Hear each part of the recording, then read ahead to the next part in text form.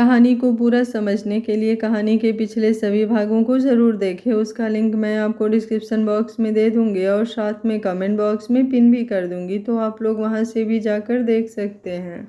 मेरी पूरी YouTube family को दीपावली की हार्दिक शुभकामनाएं।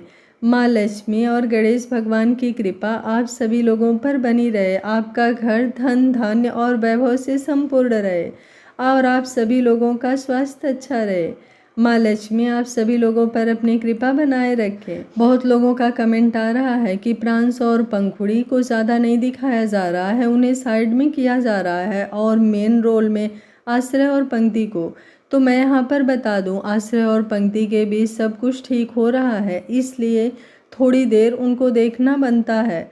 बाकी प्रांश और पंखुड़ी की जगह कोई भी नहीं ले सकता है, वो मेन रोल में है और हमेशा मेन रोल में ही रहेंगे पूरी कहानी में। और प्रांश पंखुड़ी के साथ रोमांस कर रहा है, फिर भी उसके करीब क्यों नहीं जा रहा है, इसके जवाब भी आप लोगों को 1-2 एपिसोड में मिल जाएंगे। पर प्रांश अपनी शरारतों से पंखुड़ी को परेशान करता है, इसका मतलब ये बिल्कुल नहीं है कि उसके लिए प्यार कम है। पंखुड़ी में जान बसती है प्रांश की। और बाकी कुछ सस्पेंस समय पर भी छोड़ देते हैं, जो जल्द ही 1-2 एपिसोड में आप लोगों को पता चल जाएगा। रीवा को सबक, जिया का सच, ये सब आप लोगों के सामने 1-2 एपिसोड में आ जाएगा, इसलिए कहानी पर अपना सपोर्ट और प्यार बनाए रखें। बातें तो बहुत सारी कहनी है आप लोगों से, लेकिन वो लंबी हो जाएगी, इसलिए मैं बोर नहीं करना चाहती हूँ। तो चलिए कहानी को शुरू करते हैं। प्रांश पंखुड़ी के ऊपर झुका हुआ था और पंखुड़ी गहरी नजरों से उसे देख रही थी। वहीं प्रांश के चेहरे पर भी पंखुड़ी के लिए हसरत सी नजर आ रही थी। पंखुड़ी उसकी तरफ देखते हुए बोली, बस यही चीज़ नहीं पसंद है मुझे। पहले आप खुद से मेरे पास आते हैं, मेरे तन मन में आग सी लगाते हैं और फिर मुझे परेशान करते हैं। और अब जब मैं पति के पास जाने वाली थी, लेकिन नहीं, आपको वो भी कहाँ से बर्दाश्त होगा। प्रांश गहरी मुस्कुराहट के साथ बोला, मेरे अलावा तुम किसी और के पास जाओ, ये मैं कैसे ही बर्दाश्त कर सकता हूँ रोशपीटल। पंखुड़ी झट से बोली, मैं कहाँ उससे शादी करने जा रही हूँ, उसे कांग्रेचुलेसन बोलने ही तो जा रही हूँ। मेरी मत मारी गई थी जो मैंने उसे यहाँ पर कांग्रेचुलेसन नहीं बोला। सच में उसे हर्ट हो रहा होगा जान, इसलिए प्लीज़ मुझे उसके पास जाने दीजिए ना। बेशक से वो आप पर और सासू माँ पर अपना हक जताती है, लेकिन वो भी प्यारी है। मैं उससे लड़ाई नहीं करूँगी और उससे जलूँगी भी नहीं, लेकिन आप और सासू माँ उससे ज़्यादा प्यार मुझे करना। प्रांश उसकी बात पर मुस्कुराया और बोला, तुम्हें पता है जब उसका बच्चा दुनिया में आएगा तो तुम क्या बनोगी। उसके सवाल पर पंखुड़ी के चेहरे पर सवालिया एक्सप्रेशन आने लगे और वो इस तरह से सोच में पड़ गई जैसे कोई मैथमेटिक्स का क्वेश्चन सॉल्व कर रही हो। प्रांश उसके एक्सप्रेशंस देखकर मुस्कुराया और बोला, तुम ताई जी बन जाओगी। पंखुड़ी मुस्कुराते हुए उसकी तरफ देखने लगी, लेकिन फिर अचानक उसका चेहरा मायूस हुआ और वो शिकायती लहजे में बोली, ताई जी तो मैं बन जाऊंगी जान, लेकिन आप मुझे मम्मा कब बनाओगे। मुझे मम्मा बनना है। प्रांश अब उसके ऊपर से हट गया और बोला, अभी तो बिल्कुल भी नहीं, मैं तुम्हें संभाल लूँ इतना ही काफ़ी है। 2-2 बच्चे संभालना फिलहाल मेरे बस की बात नहीं। उसकी बात सुनकर पंखुड़ी उसकी तरफ देखती रह गई। वो बिस्तर से उठी और उसे धक्का मारते हुए बोली, जाइए, मुझे आपसे कोई बात ही नहीं करनी। मैं कोई बच्ची थोड़े ना हूँ, इतनी बड़ी तो हो गई हूँ, अब और क्या ऊँट बन जाऊँ। मैं बिल्कुल सही कहती हूँ, आपसे होता ही नहीं है, आपको कुछ आता ही नहीं है। ये बोलकर वो अपनी साड़ी संभालते हुए रूम से बाहर चली गई और प्रांश अपनी गहरी नज़रों से उसे जाते हुए देखने लगा। वो सच में अभी प्रेगनेंसी का दूर दूर तक नहीं सोचने वाला था, क्योंकि उसके हिसाब से पंखुड़ी खुद को संभालने लायक नहीं थी। बच्चों को वो क्या ही संभालती। और अभी तो वो पंखुड़ी के साथ अपनी मैरिड लाइफ एंजॉय करने वाला था। अभी तो उसकी मैरिड लाइफ की स्टार्टिंग भी नहीं हुई थी। अभी तो उन दोनों के बीच सिर्फ रूठना मनाना चल रहा था और पंखुड़ी को तो उस पर ट्रस्ट भी नहीं था, तो बच्चों का तो सवाल ही नहीं बनता था। वो भी अब रूम से बाहर निकला और सीढ़ियाँ चढ़ते हुए अपने रूम में चला गया, जबकि पंखुड़ी बाहर हाल में इधर उधर घूम रही थी, जो पंक्ति को ढूंढ रही थी। वहीं दूसरी तरफ पंक्ति अपने रूम में थी। तभी आश्रय दरवाज़ा खोल अंदर आया। आश्रय को देखकर एक पल के लिए तो पंक्ति की धड़कनें तेज हो गई थी। ये प्रेगनेंसी भी फिलहाल उसके लिए किसी ट्रॉमा से कम नहीं थी। आश्रय ने अंदर जाकर दवाइयों वाला बैग साइड टेबल पर रखा और अपने क्लोजेट की तरफ जाने लगा। तभी पंक्ति उसके पीछे आकर खड़ी हुई और धीमे से बोली, मुझे आपसे कुछ बात करनी है आश्रय जी। आश्रय जो प्रेगनेंसी की हालत में उस पर ना ही गुस्सा करना चाहता था और ना ही रूड होना चाहता था, वो उसकी तरफ घुमा और बोला, बताओ क्या कहना है। तबीयत तो सही है ना तुम्हारी, कोई प्रॉब्लम? उसकी बात पूरी होती उससे पहले ही पंक्ति बोली, मुझे इस प्रेगनेंसी को लेकर बात करनी है आश्रय जी। मुझे आपसे कहना है कि अगर आप इस प्रेगनेंसी को नहीं चाहते तो आप मुझे बोल सकते हैं। मैं जानती हूँ कि जो सब कुछ हुआ वो मेरी गलती थी, तो आपको इस गलती को अपने सिर पर लेने की ज़रूरत। उसकी बात पूरी होती उससे पहले ही आश्रय उसे पूरी तरह से इग्नोर कर वॉशरूम की तरफ चला गया और पंक्ति अब उसकी तरफ देखती रह गई। उसे समझ में नहीं आया कि आश्रय का रिस्पॉन्स क्या था। वो उसकी बात ही नहीं सुनना चाहता था या फिर वो सच में इस प्रेगनेंसी को लेकर खुश नहीं, इसलिए इस पर कोई बात भी नहीं करना चाहता। इस वक्त उसे बहुत ज़्यादा लो फील हो रहा था। तभी रूम का दरवाज़ा खुला और पंखुड़ी अंदर जाते हुए बोली, मैं अंदर आ जाऊँ पंक्ति?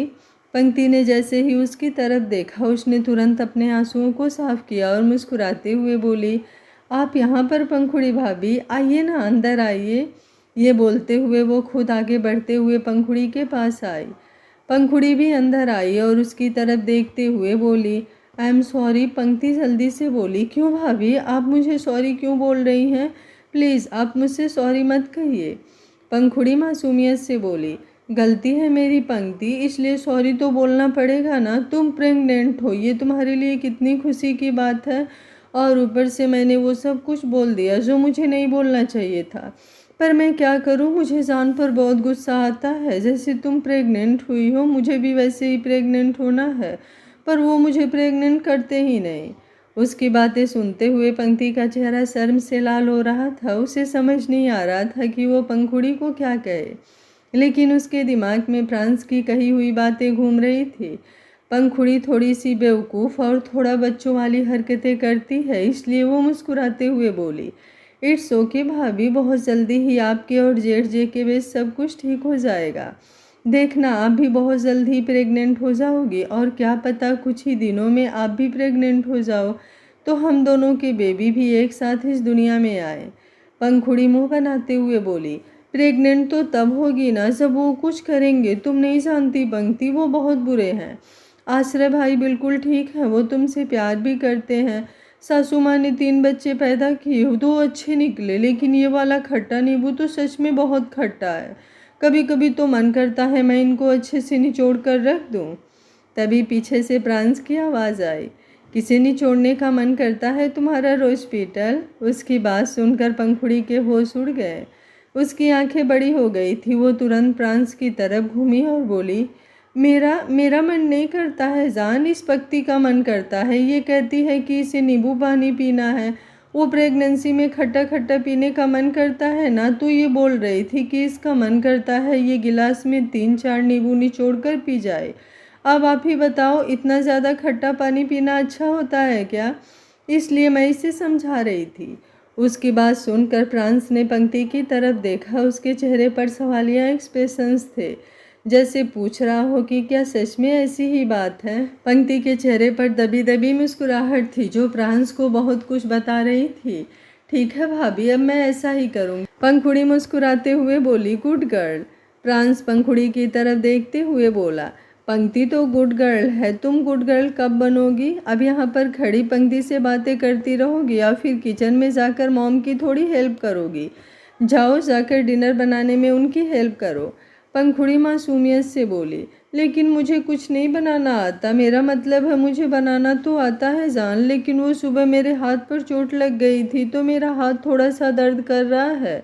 फ्रांस उसे सवालिया नज़रों से देखते हुए बोला, अच्छा ऐसा क्या लगा था तुम्हारे हाथों पर?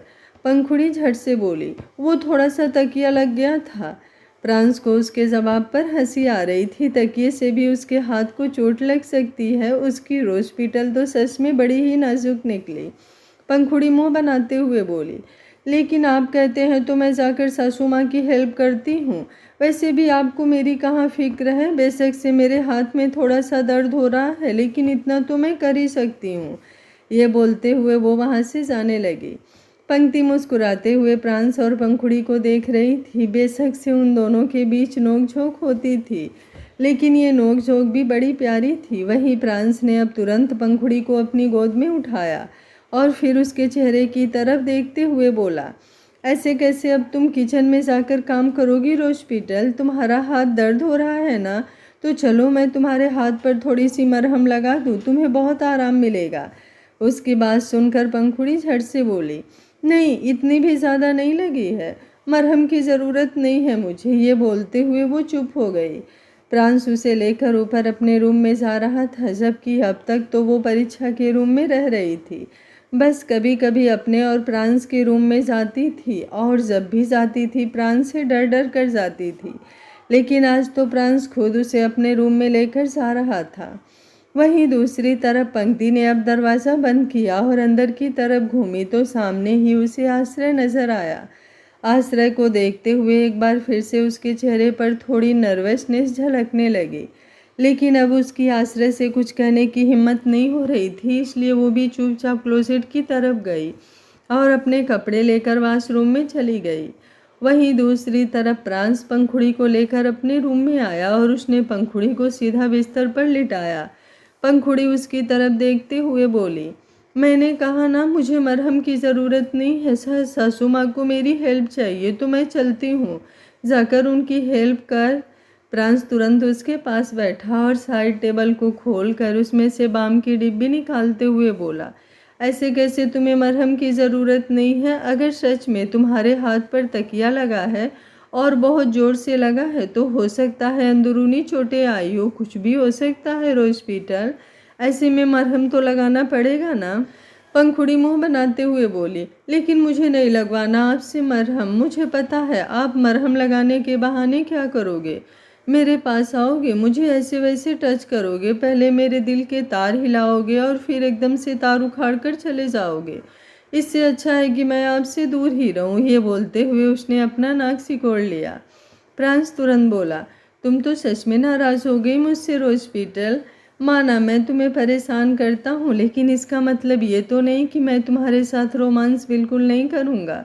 वो तो तुम ही मुझे खुद से दूर करने पर लगी हुई थी, वरना अब तक तो ना जाने मैं क्या कुछ कर चुका होता। ये बोलते हुए उसने गहरी नज़रों से देखा तो पंखुड़ी खुद में ही सिमटते हुए बोली, अब आप सच में मुझे अच्छे से प्यार करेंगे, मुझे फालतू का परेशान नहीं करेंगे? प्रांस पूरी तरह से उस पर झुकते हुए बोला, अगर तुम मेरे सामने ज़्यादा स्मार्ट बनने की कोशिश नहीं करोगी तो बहुत सारा प्यार करूँगा, लेकिन फालतू में नखरे दिखाओगी तो। उसकी बात सुनकर पंखुड़ी झट से बोली, पक्का प्रॉमिस, आइंदा से मैं कोई नखरे नहीं दिखाऊंगी। आप जैसे कहेंगे मैं बिल्कुल वैसे करूँगी, लेकिन मुझे परेशान करना बंद कर दो ना जान। सच में बहुत बुरा फील होता है, कुछ कुछ होता है और मैं बता भी नहीं सकती आपको कि क्या कुछ होता है। ये बोलते हुए वो अभी भी खुद में सिमट रही थी और प्रांस कुछ कहता उससे पहले ही रूम का दरवाज़ा नॉक हुआ। प्रांस ने एक गहरी सांस ली और बोला, तुम नखरे दिखाना बंद भी कर दो तो क्या ही होगा, मेरे तो यहाँ पर और भी बहुत दुश्मन हैं। ये बड़बड़ाते हुए वो दरवाजे की तरफ बढ़ गया, जहाँ पर एक सर्वेंट उन दोनों को डिनर के लिए बुलाने आई थी। प्रांस ने उस सर्वेंट को देखते हुए कहा, तुम चलो, हम दोनों आते हैं थोड़ी देर में। पंखुड़ी भी बेड पर लेटी हुई प्रांस की तरफ देख रही थी। उसने अपनी साड़ी को थोड़ा ठीक कर लिया था। प्रांस ने दरवाज़ा बंद किया और वापस पंखुड़ी के पास आया। पंखुड़ी अपनी जगह पर उठकर बैठी और बोली, आज रात आप मुझे बहुत सारा प्यार करेंगे ना? प्रांस ने दीवार पर अपना हाथ रखा और उसे गहरी नज़रों से देखते हुए बोला, अगर आज रात नींद तुम्हारी दुश्मन नहीं हुई तो पक्का प्यार करूँगा।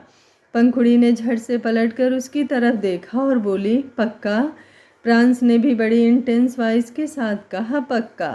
पंखुड़ी का दिल जोरों से धक धक करने लगा। अब उसे बस किसी तरह अपनी नींद को खुद से दूर रखना था।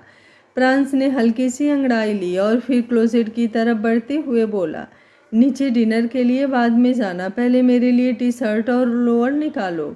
ये बोलकर वो वॉशरूम की तरफ बढ़ गया और पंखुड़ी बस उसे जाते देखती रह गई।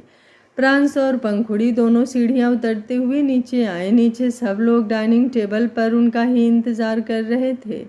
उन दोनों को अपने रूम से बाहर निकलते हुए देखकर सबके चेहरे पर कहीं ना कहीं सुकून नजर आ रहा था। ये सोचकर कि धीरे धीरे ही सही अब उन दोनों के बीच लगभग सब कुछ ठीक हो गया है। अब बस जिस तरह से पंक्ति ने सबको गुड न्यूज़ दी, पंखुड़ी भी जल्दी से गुड न्यूज़ दे और ये घर बेवकूफ़ बहुओं से नहीं बल्कि नन्हे मुन्ने बच्चों से भर जाए। पंखुड़ी आकर डाइनिंग टेबल पर बैठी और प्रांस भी उसके साथ आकर बैठा। वहीं दूसरी तरफ प्रांस अपने हाथ धोकर बाहर गार्डन एरिया की तरफ आ गया था, क्योंकि उसने आश्रय को वहां मिलने के लिए बुलाया था। जबकि पंखुड़ी सबको गुड नाइट बोलकर अपने रूम में आ गई थी। रूम में आते ही उसने अपनी क्लोजेट खोली और उसमें से ब्लैक कलर की नाइटी निकाली जो प्रांस को बहुत ज़्यादा पसंद थी। उसने तुरंत ड्रेसिंग रूम में आकर वो नाइटी पहनी और फिर बेड पर आ गई। वो अपनी नज़रें इधर उधर घुमा रही थी। आज उसे प्रांस प्यार करने वाला था तो वो चाहती थी कि पूरे रूम में एकदम मस्त माहौल हो। इसलिए वो एक बार फिर से बिस्तर से उठी और रूम में रूम फ्रेशनर स्प्रे करने लगी। उसके दिमाग में एक ख्याल आया। उसने कैबिनेट में से वाइट कलर के पर्दे निकाले जो बेड के आसपास लगाने वाले थे। उसने उन पर्दों को जैसे तैसे बेड के आसपास लगाया और फिर आराम से बेड पर आकर बैठ गई। अब इसके अलावा तो उसके पास और कोई ऑप्शन भी नहीं था, वरना वो सब भी कर देती। वहीं दूसरी तरफ आश्रय प्रांस के सामने खड़ा था। प्रांस फिलहाल सिगरेट पी रहा था, लेकिन आश्रय को देखकर उसने सिगरेट साइड में फेंक दी। आश्रय उसे रोकते हुए बोला, फेंकने की ज़रूरत नहीं थी, आप मेरे सामने स्मोक कर सकते थे।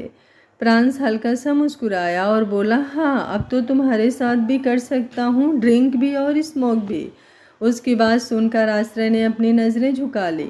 उसे नहीं पता था कि प्रांस को उसकी इस आदत के बारे में भी पता चल गया। प्रांस उसकी तरफ देखते हुए बोला, क्या हुआ, जब स्मोक और ड्रिंक करते हुए अजीब नहीं लगता तो अब मेरे सामने अपनी नज़रें क्यों झुका ली?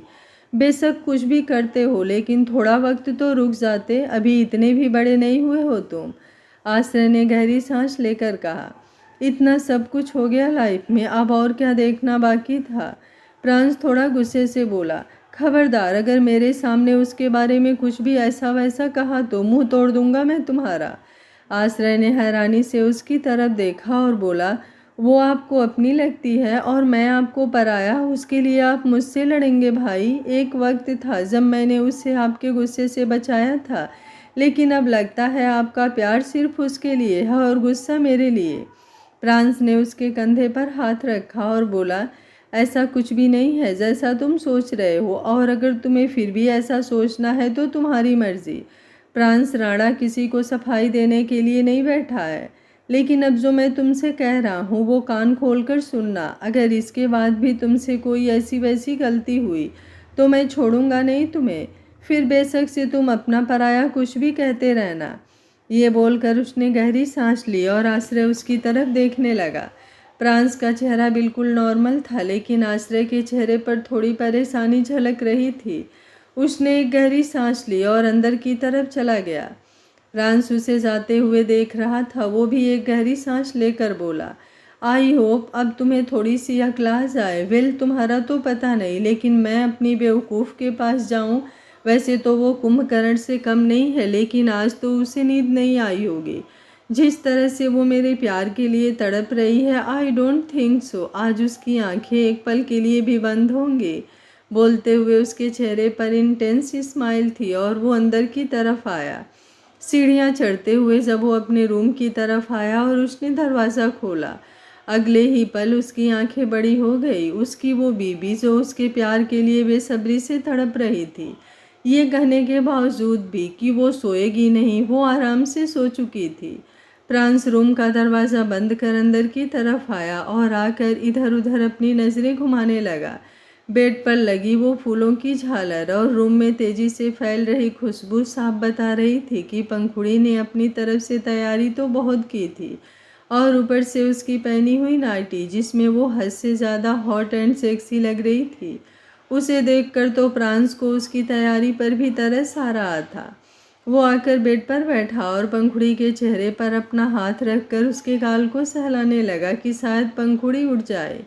लेकिन अगले ही पल नींद में कसमसाते हुए पंखुड़ी ने उसका हाथ साइड में किया और फिर करवट लेते हुए बोली, सो जाइए ना जान, बहुत नींद आई है। उसकी बात पर प्रांश उसे गहरी नज़रों से देखते हुए तिरछा मुस्कुराया और बोला, तुम बहुत पछताओगी रोज पीटल, बहुत बहुत ज़्यादा पछताओगी। तुम कहती हो ना मुझे रोमांस करना नहीं आता, प्यार करना नहीं आता। मुझे तो बहुत कुछ आता है रोज पीटल, लेकिन तुम सिर्फ तड़पना डिजर्व करती हो और अब तुम बहुत तड़पने वाली हो। ये बोलते हुए उसके चेहरे के एक्सप्रेशंस बड़े ही इंटेंस लग रहे थे। वहीं दूसरी तरफ आश्रय अपने रूम में वापस आया और आकर बेड पर बैठ गया। इस वक्त उसका चेहरा गुस्से से कांप रहा था। उसने अपने हाथ की मुट्ठियां कसी हुई थी। इस वक्त उसका सर हद से ज़्यादा दर्द हो रहा था और अचानक ही उसे किसी के सिसकने की आवाज़ आई। उसने तुरंत पलटकर पंक्ति की तरफ देखा जो खुद में ही सिमट रही थी और हद से ज़्यादा कांप रही थी। उसके हाथ उसके सीने से चिपके हुए थे और वो कांपते हुए बोल रही थी, प्लीज़ मुझे छोड़ दो, प्लीज़ मेरे साथ ऐसा मत करो, प्लीज़ प्लीज़ मुझे छोड़ दो, मैं रिक्वेस्ट करती हूँ आपसे, प्लीज़ मेरे साथ ऐसा मत करो। उसका वो सिसकना सुनकर आश्रय का गुस्सा और भी ज़्यादा बढ़ने लगा। लेकिन अगले ही पल उसने अपने हाथ में पकड़ी हुई सिगरेट साइड में फेंकी और फिर तुरंत पंक्ति के पास आया। कुछ पल पंक्ति को अपनी गहरी नज़रों से देखने के बाद उसकी नज़रें पंक्ति के पेट पर गई।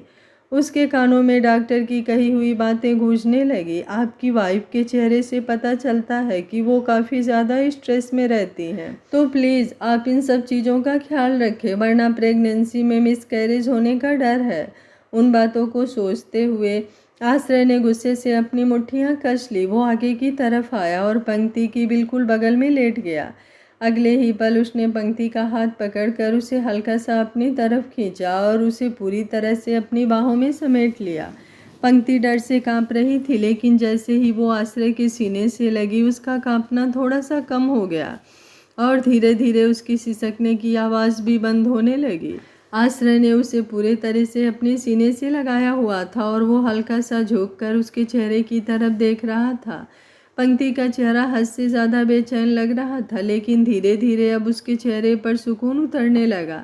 आश्रय ने कुछ नहीं कहा, बस तकरीबन 10 मिनट यूं ही पंक्ति को देखता रहा और फिर धीरे धीरे उसकी आंखें भी भारी होने लगी। कुछ ही देर में वो आराम से सो चुका था।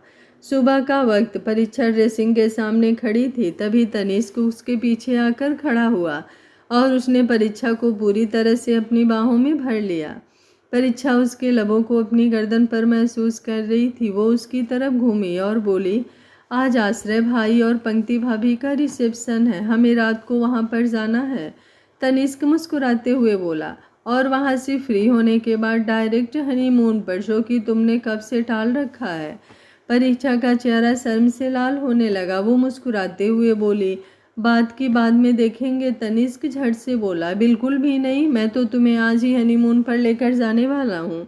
मैंने सारी प्रिपरेशन भी कर ली है, सब कुछ तैयार है माय बेबी गर्ल।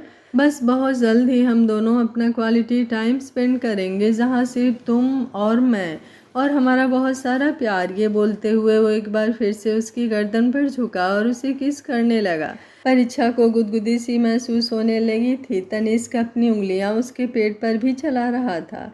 साड़ी पहने होने की वजह से परीक्षा का पूरा पेट विजिबल था और तनिष्क की उंगलियों की छुअन से वो पूरी तरह से सिहर रही थी। उसे इस तरह से रिस्पॉन्स करते हुए देख तनिष्क उसकी कमर को अपने हाथों से थाम कर उसे बेड की तरफ ले जाने लगा और अचानक ही दरवाज़ा नॉक हुआ तो परीक्षा ने दरवाजे की तरफ देखा और बोली, कोई आया है। तनिष्क मुंह बनाते हुए बोला, कोई क्या, सर्वेंट आई होगी तुम्हें किचन के लिए बुलाने। एक तो मुझे समझ में नहीं आता मॉम को हुआ क्या है, वो इतना बीमार कैसे हो गई। पहले तो वो सब कुछ संभाल लेती थी, लेकिन अब तो उनकी खुद की इतनी ज़्यादा तबीयत खराब हो चुकी है कि वो कुछ नहीं संभाल पा रही। और रीवा दी ने तो कभी घर का कुछ किया ही नहीं, तो उन्हें भी मैं कुछ नहीं कह सकता। मुझे तो टेंशन हो रही है परीक्षा, जब हम दोनों हनीमून के लिए जाएंगे तो सब कुछ मैनेज तो हो जाएगा ना। परीक्षा ने उसके गाल पर अपना हाथ रखा। कहने को वो कह सकती थी कि वो लोग हनीमून पर ना जाएं और घर पर ही रहें क्योंकि तनिष्क की मॉम की तबीयत ख़राब है। लेकिन वो बहुत अच्छी तरह से जानती थी कि मिसेस जिंदल ये सब कुछ ड्रामा कर रही हैं। आधी आधी रात तक वो तनिष्क को अपने पास रखती थी, ये बोलकर कि उन्हें एक अजीब सा डर सता रहा है, उनकी तबीयत खराब हो रही है और ना जाने क्या क्या। जबकि बात ये थी कि वो नहीं चाहती थी तनिष्क और परीक्षा दोनों पूरी तरह से एक हों। और ये सब कुछ जानने के बाद भी परीक्षा सब कुछ बहुत ग्रेस के साथ हैंडल कर रही थी। वो हल्का सा मुस्कुराई और बोली, डोंट वरी तनिष्क, मैंने इस बात का सल्यूशन भी निकाल लिया है। हालांकि मैं आपके साथ हनीमून पर जाने के लिए पूरी तरह से तैयार नहीं हूँ, लेकिन मैं आपका मूड भी स्पॉइल नहीं करना चाहती, इसलिए मैंने एक तरीका ढूंढ लिया है। और डोंट वरी, उससे सासू माँ को कोई प्रॉब्लम नहीं होगी। तनिष्क हैरानी से उसकी तरफ देख रहा था। वो हल्का सा मुस्कुराया और बोला, वैसे तो मुझे तुम्हारी काबिलियत पर शक नहीं है, लेकिन इस बार तो मैं सच में देखना चाहता हूँ कि मेरी इस बेबी गर्ल ने कौन सा तरीका ढूंढा है। उसकी बात सुनते हुए परीक्षा के चेहरे पर लंबी सी स्माइल थी। वहीं दूसरी तरफ राणा मेंशन पंक्ति की आंखें खुली और वो अपनी जगह पर उठकर बैठी। वो अपनी जगह से उठी और क्लोजेट से अपने कपड़े लेकर वॉशरूम में चली गई। तकरीबन 15 मिनट बाद वो वॉशरूम से बाहर निकली तो उसकी नज़र दरवाजे की तरफ गई, जहाँ से अभी अभी आश्रय अंदर की तरफ आया। उस वक्त वो शर्टलेस था, उसने सिर्फ ट्राउज़र पहना था और उसके बदन पर पसीना साफ साफ चमक रहा था। तो पंक्ति समझ गई थी कि वो अभी अभी जिम से बाहर आया है। पंक्ति आश्रय से कुछ बात करना चाहती थी, लेकिन वो चुप रही। आश्रय टॉवेल लेकर वॉशरूम में चला गया। सुबह का वक्त तकरीबन 7:30 बजे। पंखुड़ी की आंखें खुली और वो अंगड़ाई लेते हुए अपनी जगह पर उठकर बैठी। अगले ही पल उसके होश उड़ गए जब उसे याद आया कि कल रात वो प्रांस का इंतजार करते करते सो गई थी। उसने अपनी नज़रें तुरंत इधर उधर घुमाते हुए प्रांस को ढूंढना शुरू किया, लेकिन प्रांस फिलहाल रूम में नहीं था क्योंकि वो अपने जिम एरिया में था। वो अपनी जगह से उठी और अपना माथा पीटते हुए बोली, ये मैंने क्या किया? मुश्किल से तो उन्होंने कहा था कि वो मुझे पूरी तरह से प्यार करेंगे, लेकिन मुझे उनका प्यार मिलता इससे पहले तो मैं सो ही गई। एक तो पता नहीं मुझे इतनी नींद क्यों आती है। अगर पता होता कि मुझे नींद आ जाएगी तो मैं टॉम एंड जेरी ही देख लेती। उसे देखकर तो मुझे कभी नींद नहीं आती, लेकिन कल रात पता नहीं कैसे मैं सो गई। अब तो वो और भी ज़्यादा भड़क गए होंगे। ये बोलते हुए उसके चेहरे पर परेशानी झलक रही थी। वहीं इस वक्त रूम का दरवाज़ा खुला और प्रांस अंदर की तरफ आया। इस वक्त उसने एक लोअर पहना हुआ था और पंखुड़ी की नज़रें सीधा उसकी चेस्ट की तरफ गई, जिसे देखते ही वो एक पल के लिए बिल्कुल ब्लैंक हो गई थी। प्रांस सिपर में से पानी पीते हुए आगे की तरफ आया और फिर सीधा क्लोजेट की तरफ बढ़ने लगा। पंखुड़ी झट से उसके पीछे आकर खड़ी हुई और बोली, आप मुझसे नाराज़ हैं? प्रांस बिना किसी खास एक्सप्रेशंस के बोला, नहीं तो मैं भला तुमसे नाराज़ क्यों होने लगा? ऐसा भी क्या किया तुमने जो मुझे तुमसे नाराज़ होना चाहिए? पंखुड़ी मासूमियत से बोली, वो कल रात मैं सो गई थी ना। प्रांस तुरंत बोला, वो तो तुम हर रात सोती हो, तो कल रात क्या ही अलग था? पंखुड़ी अब उसके सामने आकर खड़ी हुई और उसने अपने कानों को पकड़ते हुए कहा, प्लीज़ माफ़ कर दीजिए ना जान, पता नहीं मुझे कैसी नींद आ गई। आप तो जानते हैं ना मेरी नींद पर कंट्रोल नहीं। एक पल के लिए मैं अपनी भूख पर फिर भी कंट्रोल कर लूँ, लेकिन नींद पर तो मुझसे बिल्कुल भी कंट्रोल नहीं होता। आज पक्का मैं नहीं सोऊंगी, लेकिन आप भी जल्दी रूम में आ जाइएगा। लेट हो जाता है तो फिर नींद आने लगती है। प्रांस उसकी तरफ देखता रहा। उसने पंखुड़ी की बात का कोई जवाब नहीं दिया। पंखुड़ी मासूमियत से बोली, मैंने सुना है आज प्रपोज डे है। कल आपने मेरे साथ रोज डे सेलिब्रेट किया था, तो क्या आप आज मुझे प्रपोज भी करेंगे? प्रांस हल्का सा मुस्कुराया और बोला, जो बीबी मेरा आधा घंटा इंतज़ार नहीं कर सकती उसे मैं क्या ही प्रपोज करूं। आज भी तुम सो ही जाना, क्योंकि आज तो राणा मेंशन में पार्टी है, तो मुझे रूम में आने में तो लेट ही होगा। ये बोलकर वो अपने कपड़े लेकर वॉशरूम में चला गया और पंखुड़ी बस उसे जाते हुए देखती रह गई। वो गुस्से से मुंह बनाते हुए बोली, एक तो कमबख्त मेरी नींद और ऊपर से ये पार्टी। अब मैं करूँ तो करूँ क्या? चिड़िया बेचारी क्या करे, ठंडा पानी पी मरे। ये बोलते हुए उसने अपने गालों पर आए हुए बालों को अपनी उंगली में गोल गोल घुमाया। और फिर अपने होठों को हल्का सा अपने दांतों के तले कुचल दिया। प्रांस, जो अपना टॉवेल यहाँ भूल गया था, उसने पंखुड़ी को ये हरकत करते हुए देखा तो एक पल के लिए उसकी तरफ देखना ही रह गया। पंखुड़ी कुछ कहती उससे पहले ही प्रांस अब दोबारा वॉशरूम की तरफ बढ़ गया था।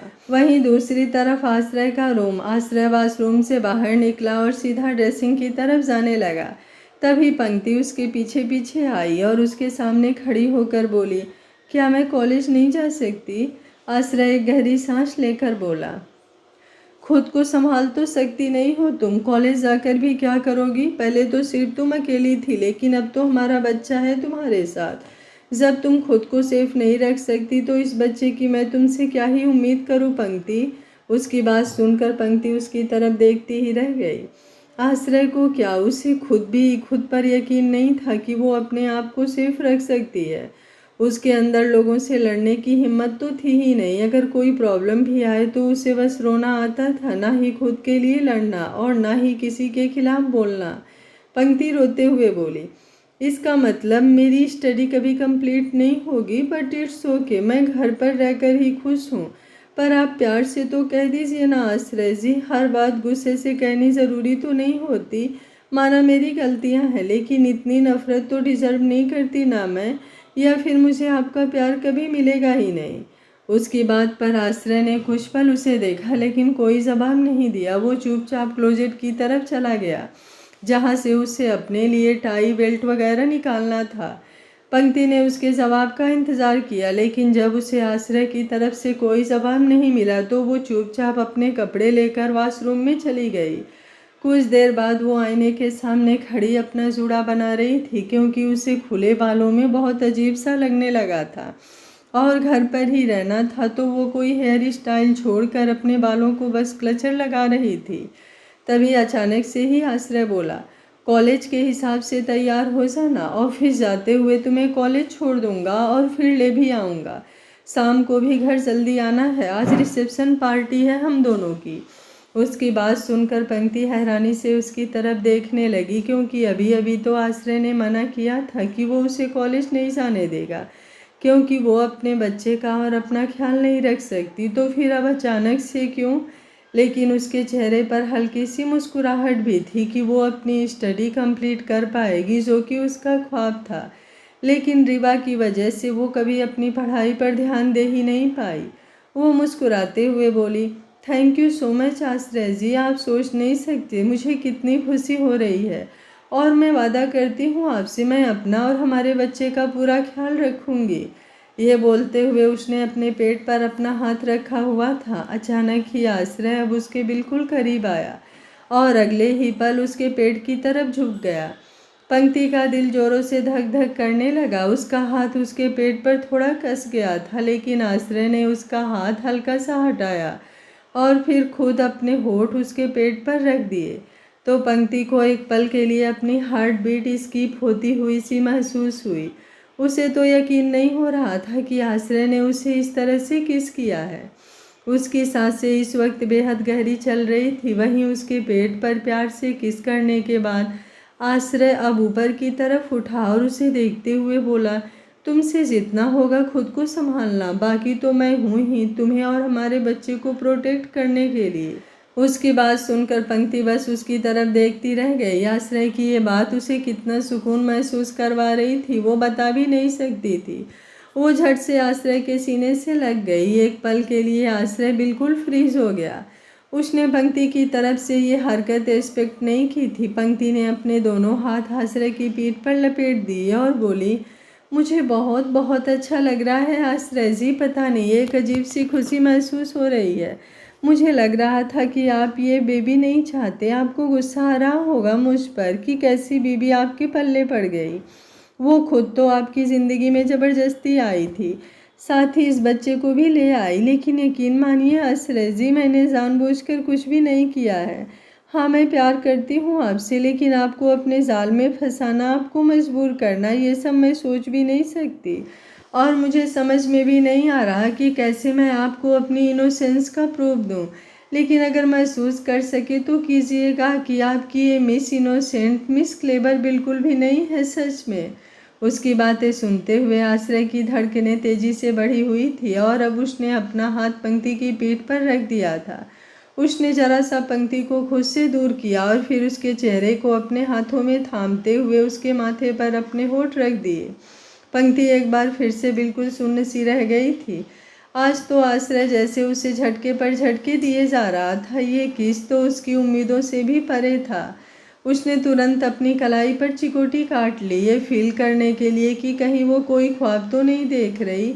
आश्रय हल्का सा मुस्कुराया और बोला, जाओ जल्दी जाकर तैयार हो जाओ, मैं बाहर डाइनिंग टेबल पर तुम्हारा वेट कर रहा हूँ। ये बोलकर वो रूम से बाहर चला गया और पंक्ति अब अकेले में ही हंसने लगी, मुस्कुराने लगी। उसका मन तो कर रहा था कि वो जोरों से जंप करे, झूमे, नाचे, अपनी इस खुशी को सेलिब्रेट करे, लेकिन वो फिलहाल ऐसा कुछ नहीं कर सकती थी, वरना उसके बेबी को हर्ट हो सकता था।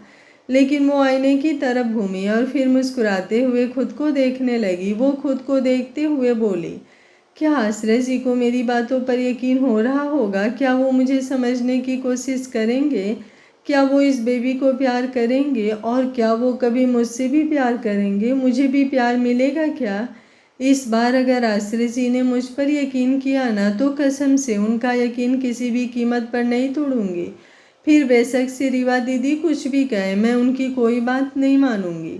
मैं अपने आश्रय जी को नहीं खो सकती, मैं उनसे बहुत प्यार करती हूँ। ये बोलते हुए वो अपनी आंखों से आंसू साफ कर रही थी। इस वक्त उसे सच में समझ नहीं आ रहा था कि वो क्या ही करे। उसके सारे इमोशंस आउट ऑफ कंट्रोल हो रहे थे। कुछ ही देर में वो पूरी तरह से रेडी होकर बाहर की तरफ आई तो आश्रय हाल में ही खड़ा किसी से फ़ोन पर बात कर रहा था। वो एक नज़र पंक्ति की तरफ देखते हुए बोला, 15 मिनट के अंदर अंदर तुम मुझे वहाँ पर मिलनी चाहिए हो। सामने वाले ने कुछ कहा और फिर आश्रय ने कॉल डिस्कनेक्ट कर दिया।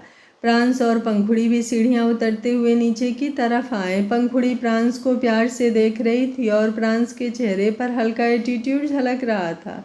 अब उसकी बीबी ने सोने की गलती की थी तो उसका तो एटीट्यूड में जाना बनता था।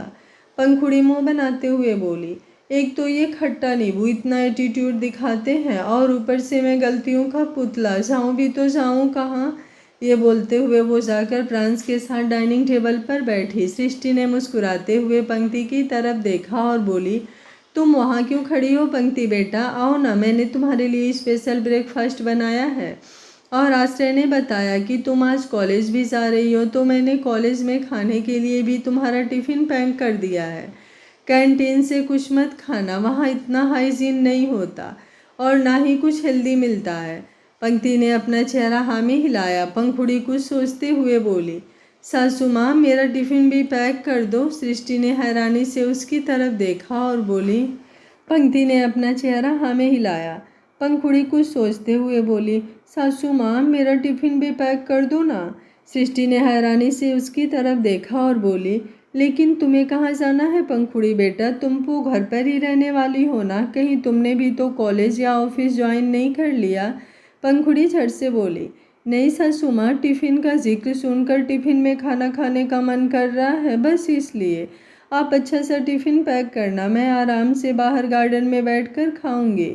उसकी बात सुनकर सृष्टि और प्रलय भी हंसने लगा। सो अभी अभी वहाँ पर आया था। पंक्ति भी मुस्कुराते हुए उसकी तरफ देख रही थी, लेकिन प्रांस उसे अपनी गहरी नज़रों से देख रहा था। आज का पार्ट आप लोगों को कैसा लगा कमेंट बॉक्स में अपनी राय ज़रूर दीजिएगा। कहानी अच्छी लग रही है तो वीडियो को लाइक, शेयर एंड चैनल को सब्सक्राइब कर लीजिएगा। Thank you for watching. मिलते हैं कहानी के अगले भाग में। तब तक स्वस्थ रहिए, मस्त रहिए, अपना ख्याल रखते रहिए।